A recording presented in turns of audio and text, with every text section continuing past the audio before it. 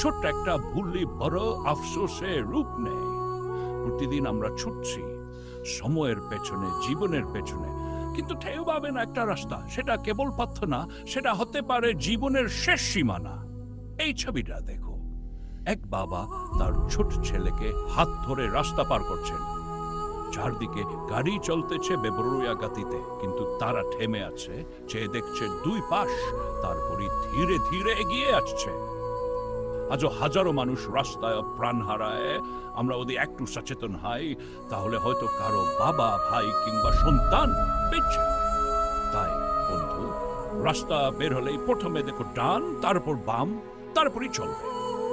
জীবন একটাই, আর সচেতনতা সেই জীবন বাঁচানোর সেরা হাতিয়ার।